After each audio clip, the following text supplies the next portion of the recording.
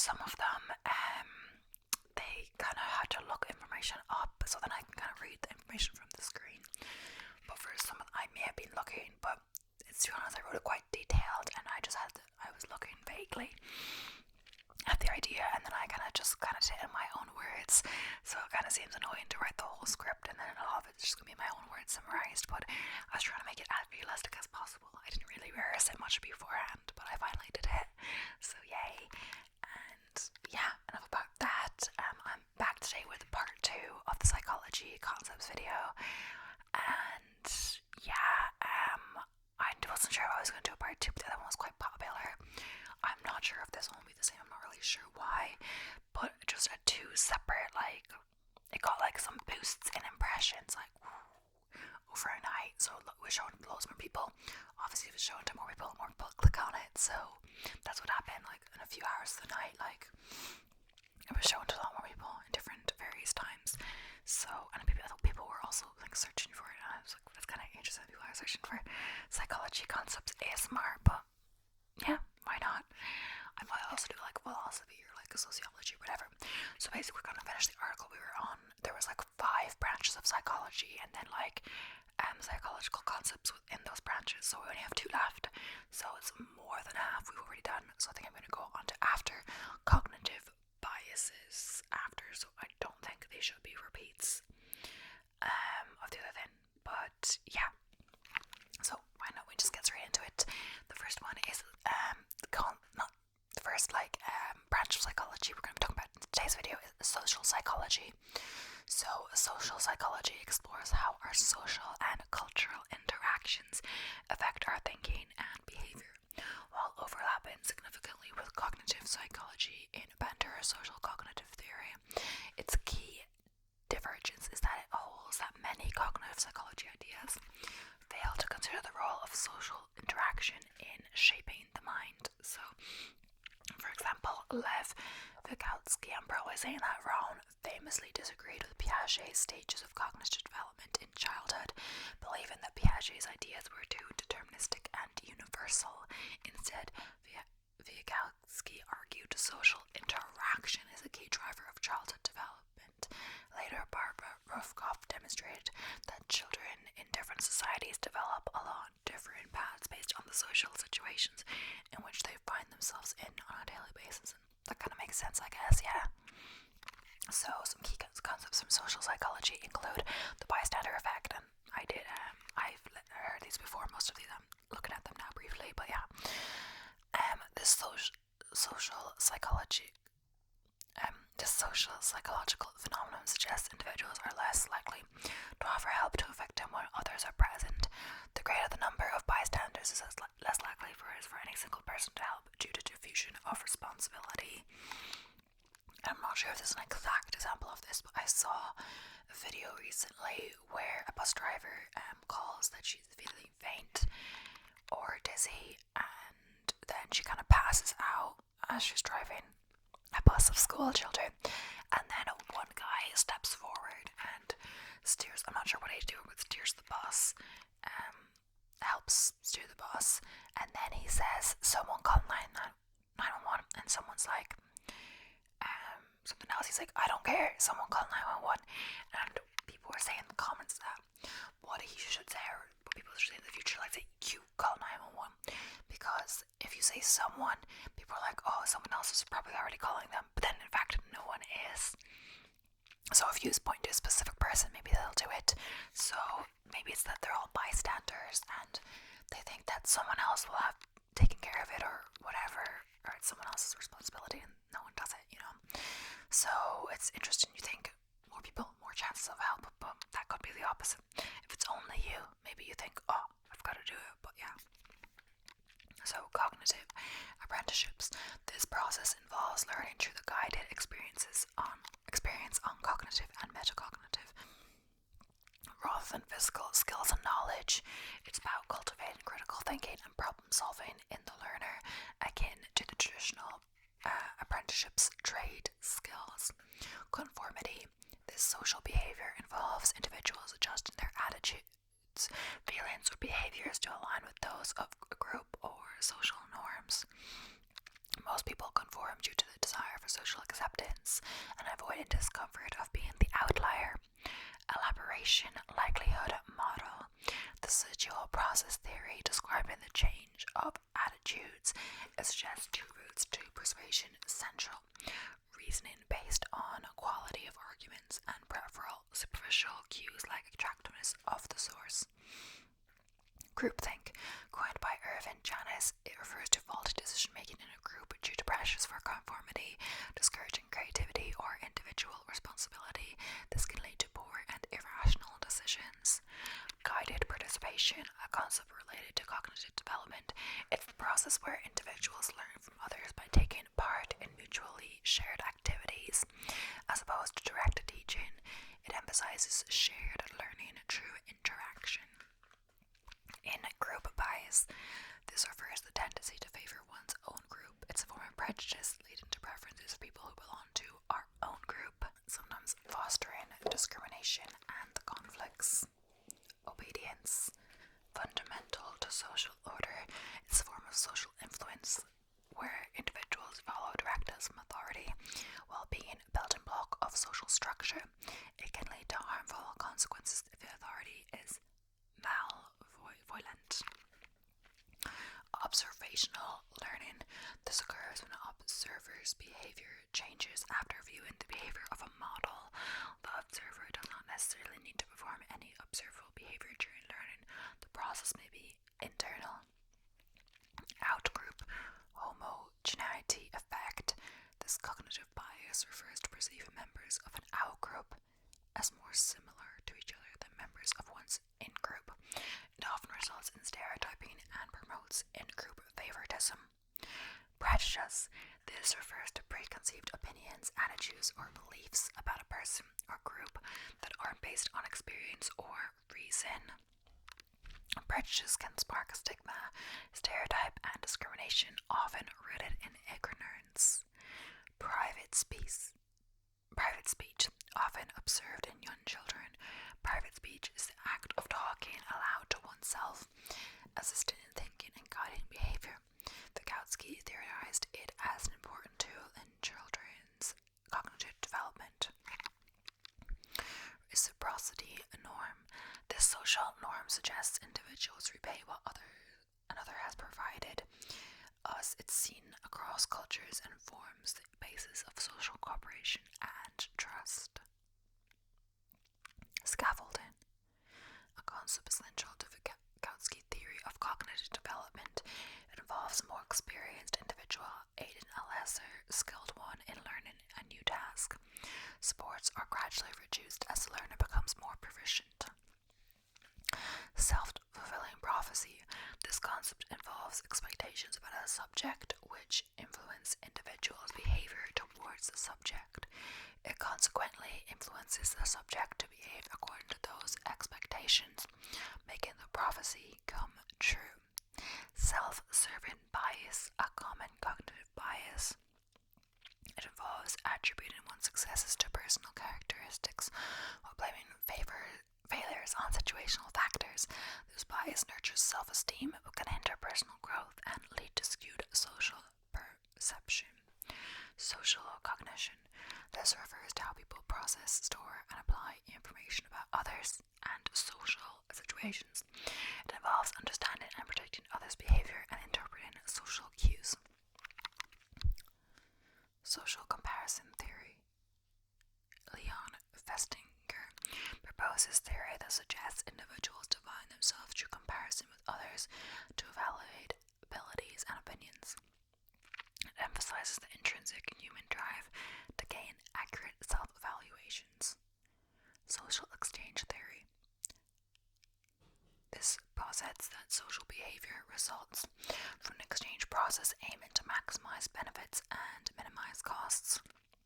Essentially, people assess the worth of an interaction by subtracting the costs from rewards.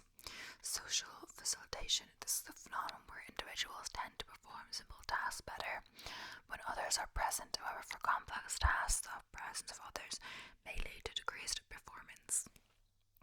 Social identity theory, proposed by Dashfell and Turner. This theory suggests individuals' self-concept comes from perceived membership in social groups.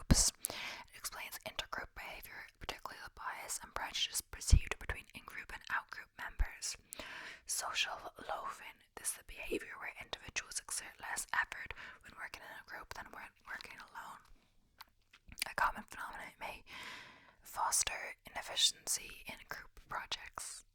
Stereotyping. A cognitive shortcut is the act of attributing characteristics to a group of people.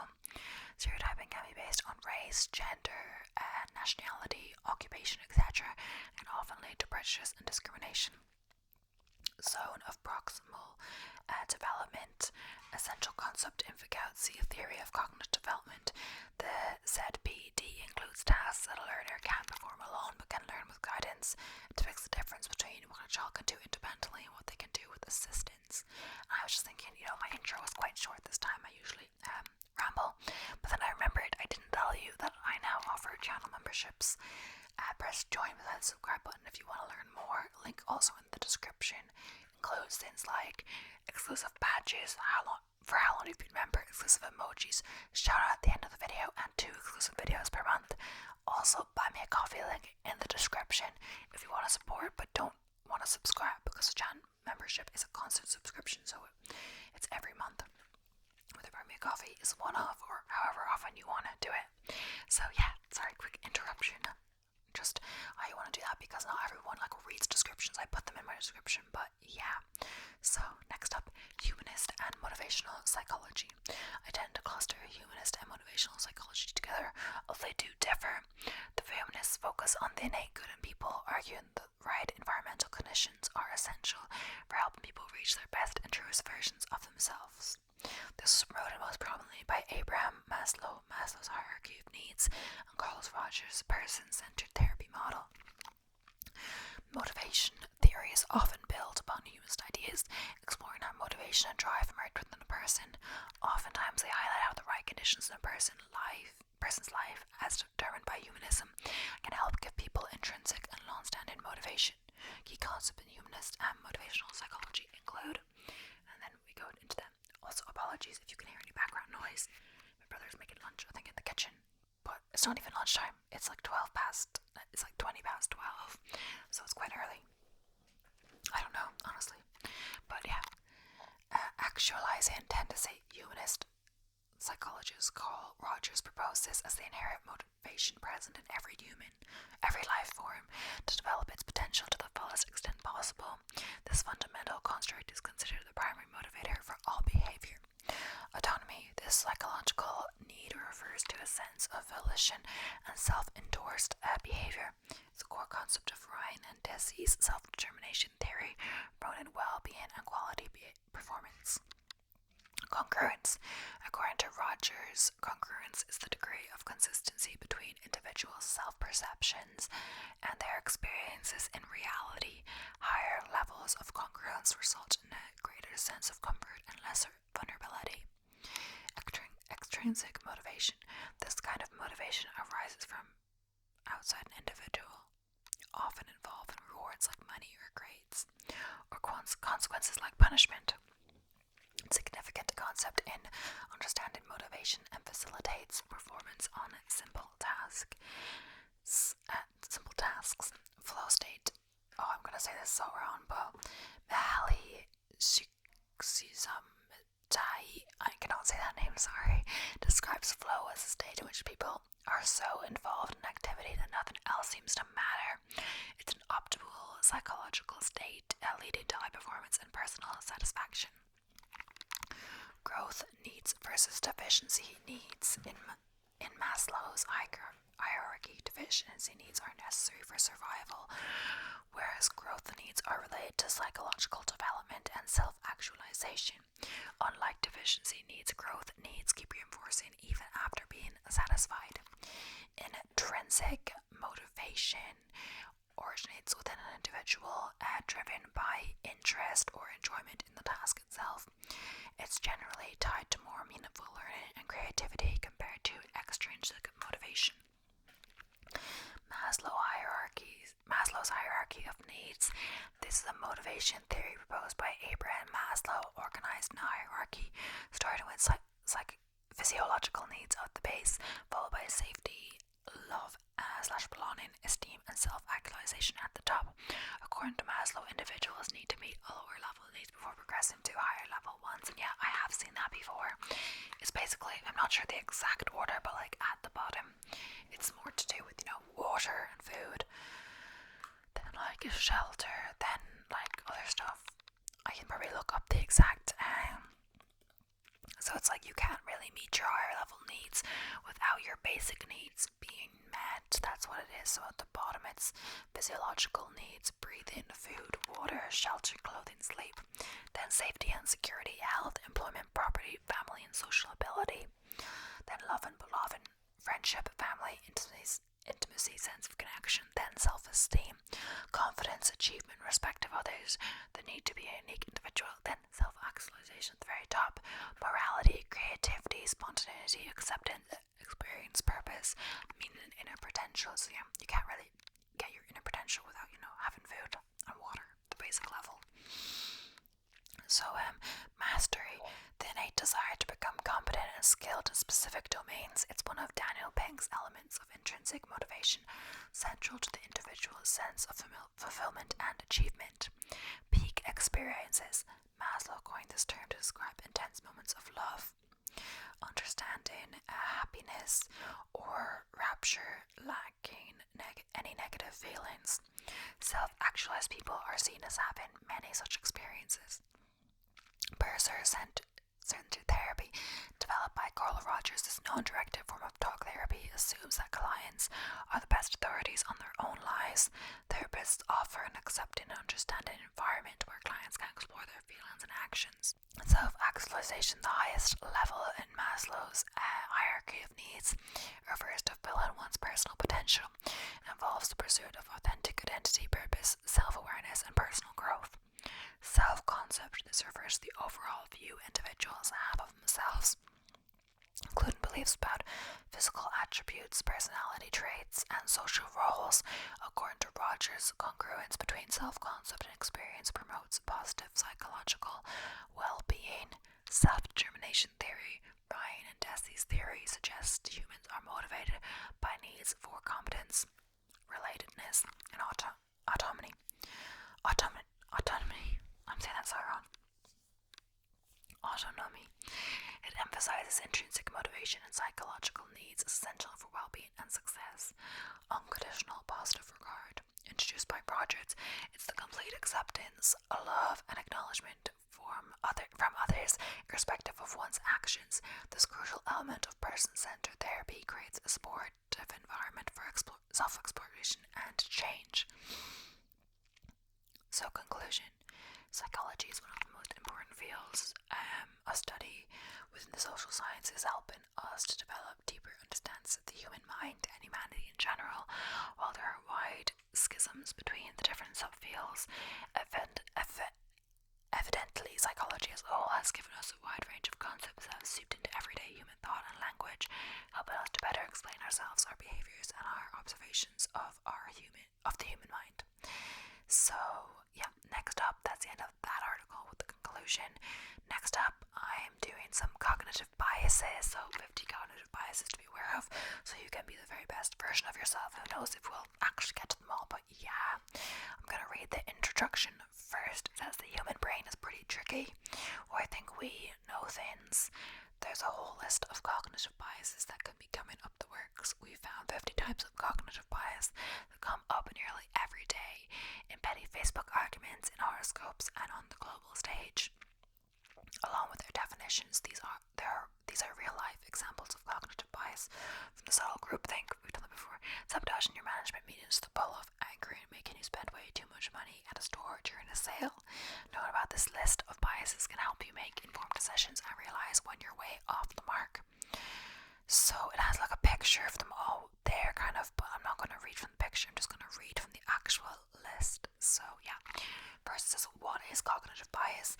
Let's start off with the basic cognitive bias definition. It's a systematic error in cognitive processes like thinking, perceiving, and memory, divergent from rationality, which can affect judgments.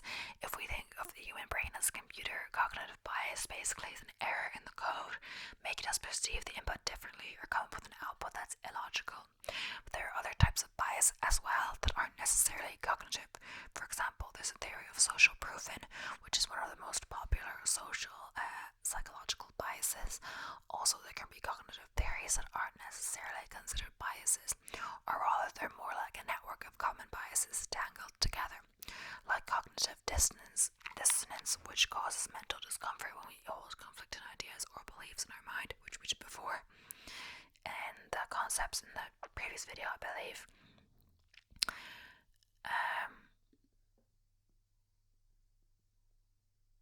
Which causes mental discomfort where we hold conflicting ideas or beliefs in our mind. Then there's the world famous placebo effect, which can actually result in physiological changes. Let's get into some common cognitive bias examples to really see how they work.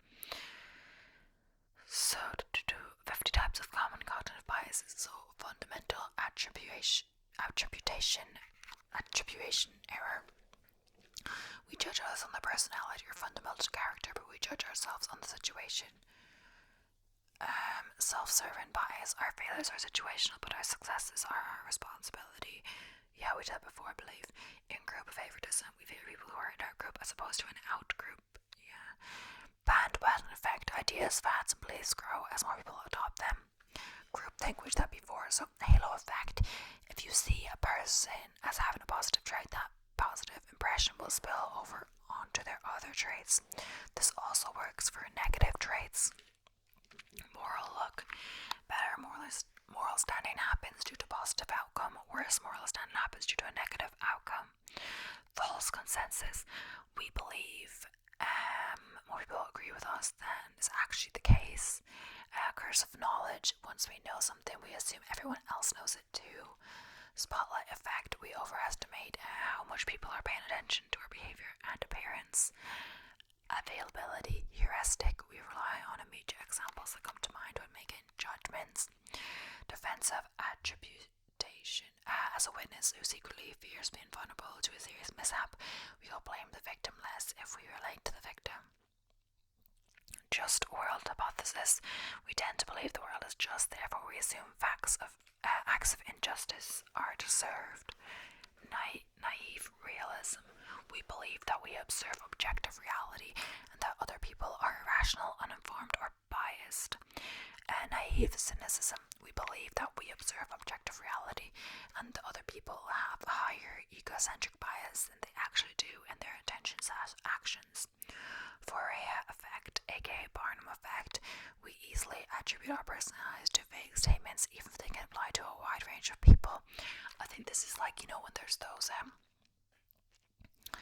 quizzes or like those things. I don't know exactly what it is. It's horoscopes or something like that. And you think, oh, that applies to me, but it's like so vague that it could apply to loads of people, So yeah, Dunning-Kruger effect. The less you know, the more confident you are. The more you know, the less confident you are. Anchoring. We rely heavily on the first piece of information introduced when making decisions. Automation bias.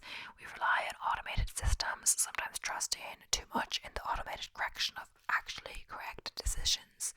Google effect, aka digital amnesia. We tend to forget information that's easily looked up in search engines.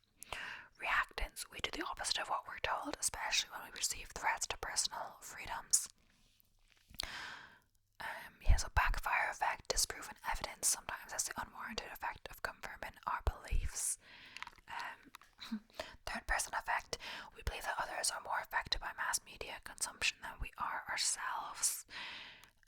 Belief bias. We judge an argument's strength not by how strongly it supports the conclusion, but how plausible the conclusion is in our own minds.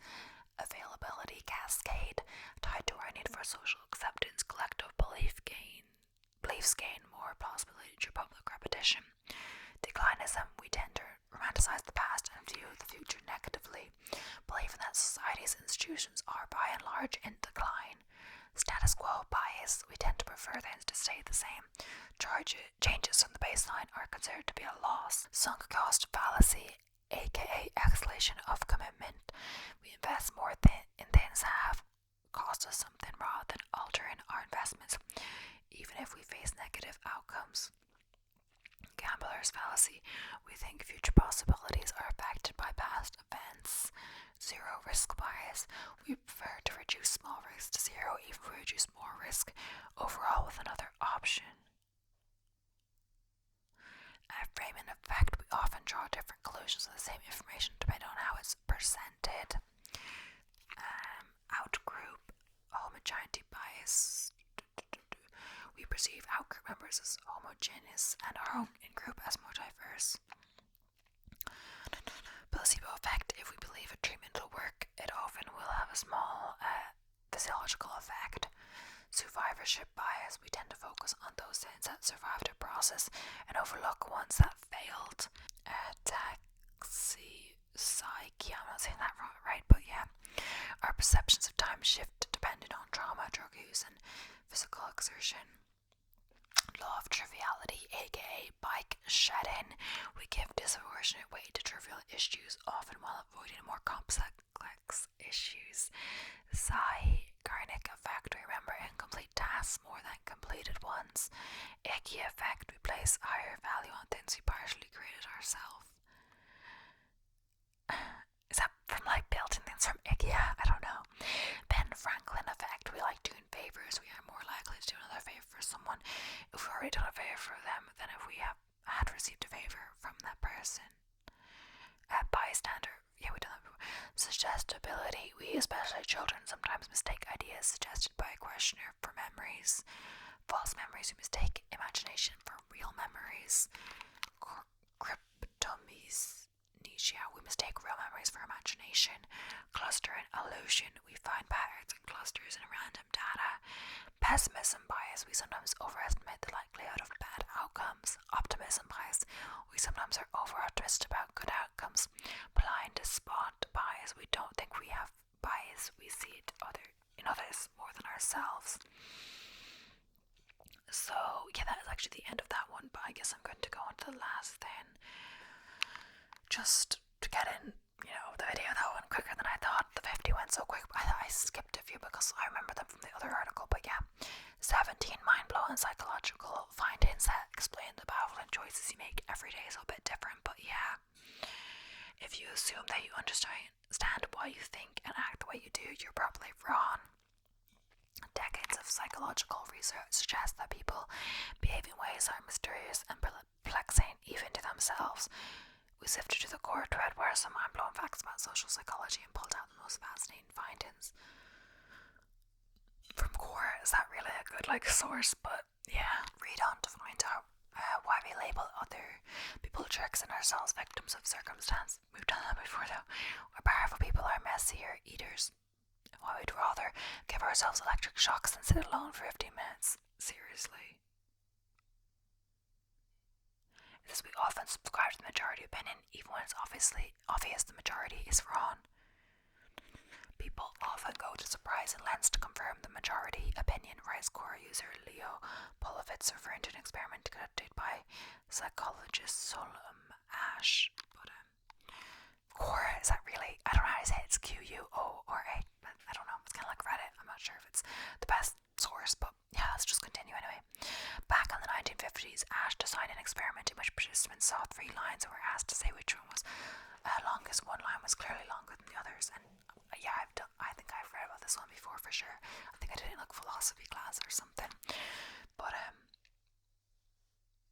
it's funny. It's not the line. There's a line, and one of them is they're the same length really, but they look different because of how the arrows are at the end.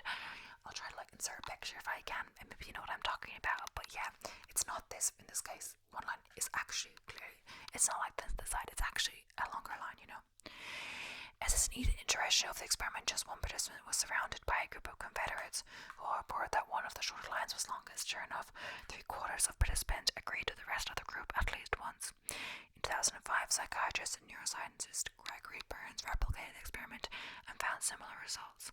Burns also scanned participants' pains while the experiment was going on and determined that group pressure actually caused people to change their perception of reality, while disagreeing with the group caused people to experience emotional discomfort.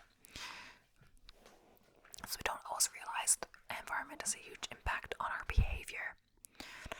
In countries where driver's licenses have an opt-out box for organ donation, the rate of consent is significantly higher than in countries where there's an opt-in box, according to research. Making a decision is difficult, so oftentimes people resort to the default option, says Christopher Lee. Okay. We incorrectly assume that most people support common behaviour. One way to explain this phenomenon, writes Anue Aronav, is when no one believes, but everyone thinks that everyone believes. In other words, individual members of a group privately believe one thing, but think that everyone else in the group believes the opposite. This phenomenon can help explain why certain cultural practices and government policies persist long after support for them has waned. The term was coined in 1931 by psychologists Daniel Katz and Floyd Allport when they discovered that most college students didn't support racial segregation but were convinced their classmates did. More recently, researchers asked college students about their attitudes towards alcohol use and their estimates of their peers' attitudes. Most students believe that they are more uncomfortable with alcohol use on campus than the average student. We're more influenced by our immediate surroundings than we acknowledge. In one study cited in the book You Are Not So Smart, researchers had participants decide how to split a $10 sum with a Confederate. When participants were seated in a room with a briefcase, a letter, portfolio, and a fountain pen, they were twice as likely to take more money for themselves as when they sat in a room with neutral items. Yet when they asked what behaved the way they did, no one mentioned the objects in the room, instead saying that they acted according to what was fair. The takeaway is that our actions are always being influenced by the values and message perceived in our environment. Wait, what exactly is Confederate?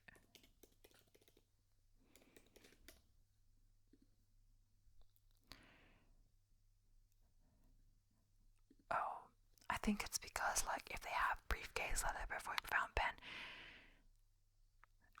like, maybe they're doing well in life. I don't know. They don't need money. I don't really get it. But yeah. The takeaway is that our actions are always being influenced by the values and messages perceived in our environment, says Fabio Brocht. We like people better when they act the same way we do, although it has long been suspected that copying others people's body language increases liking. The effect wasn't tested rigorously until Chartrand and Park 1999 carried out a series of experiments, writes Noor Al-Ansari. Those experiments led the researchers to conclude that mimicking other people's speech quirks and physical gestures make other people like us more, a phenomenon known as the chameleon effect. We think we have a greater influence on how things work than we actually do. Chris Minot points to the existence of the illusory correlation, explains how we always think that we've gotten stuck on this lower line at the grocery store or this lower traffic lane. The illusory correlation occurs when two things seem to be linked even though they're not. So when you're standing in line, you notice two things: one, the line moving faster, and two, yourself. You won't pay attention to the fact that you've actually been steadily inching closer to the checkout counter. In other words, according to Tom Stafford at the BBC, we've played by a mind that over-exaggerates our own importance, giving each of us the false impression that we're more important in how events work out than we really are. We don't think reasonably while working in groups. Yeah, we've talked about this, but you might as well say this anyway. Mark Alexander Fons mentions groupthink and how it helps explain the failed Bay of Pigs invasion. Psychologist Irvin Janis coined the term groupthink when his research in the 1961 invasion, in which American soldiers tried to overthrow the Cuban government. What happened, according to Janis' theory, is that President Kennedy's subordinates knew he wanted to get rid of Cuban leader Fidel Castro, and so they jumped to conclusions without staying open to new information. Essentially, the team came up with a plan that Kennedy liked instead of a plan that was sensible. A psychologist Ben Datner, Pt.2, writes in Psychology Today, sometimes the best thing a leader can do to prevent groupthink is to take a step back from his or her team, allow the group to reach its own independent consensus before making a final decision. We can be harsher on other people than we are on ourselves. So the fundamental attribution error, also known as the correspondence bias, explains our tendency to believe that other people make mistakes as a result of personality flaws, and our own mistakes are a result of circumstantial factors. So if someone bumps into you on the sidewalk, you assume he's a jerk rather than thinking he might be late to see his son's school play. If you bump into someone on the sidewalk, you know that you're a nice person, but you're in a rush to make it to a meeting. The phenomenon is an elemental part of how we think and process information and experience our surroundings, says James M. We're generally unaware of what causes our behaviour. Not only are there a great many social and environmental effects that influence subjects' behaviour, writes Timothy Takamoto, but people are generally unaware that these effects take place in themselves. Takamoto refers to a 1977 analysis conducted by Richard Nisbet and Timothy DeCamp Wilson, which found that people were unable to identify what had prompted them to behave a certain way, even when it was seemingly obvious. For example, in one study, participants were given a placebo pill and told that it would reduce physical symptoms associated with receiving electric shock. After taking the pill, participants took 4 times as much amperage as people who hadn't taken the pill, but asked why, only 1/4 of suspects attributed their behavior to the pill, and said things like they had built radios when they were younger, and so they were used to electric shocks. That's interesting. We hate sin alone so much that many of us would rather give ourselves electric shots. Bag Sin highlights a recent study that found sin alone unstimulated for 10 to 20 minutes is for many people more painful than receiving an electric shock. A whopping 64% of men gave themselves at least one shock during a period in which they were supposed to be simply thinking. 15% of women did the same. This happened in spite of the fact that in an earlier part of the study, these men said the shock was so severe so they would pay to avoid the experience. The study authors write that it may be particularly hard to steer out our thoughts in pleasant directions, keep them there, which is why many people seek to control their thoughts through techniques like meditation. Without such training, people prefer doing thinking, even if what they are doing is unpleasant, that they would normally pay to avoid it. We can easily be tricked into paying more than we want to. Pavni Shukla writes about the decoy effect, also known as asymmetric dominance effect, first labeled by researchers in 1982. Behavioral economist Dan Ariely explains the phenomenon in one of his TED Talks using an old economist advertisement as an example. The ad featured 3 subscription levels, $59 for online only, $159 for print only, and $159 for online and print.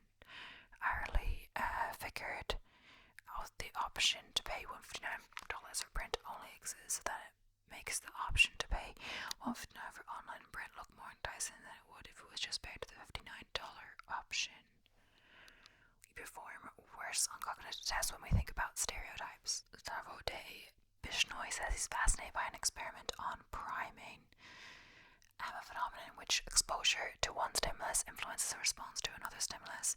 This particular experiment, published in 1995, used priming to demonstrate the effects of stereotyped threat.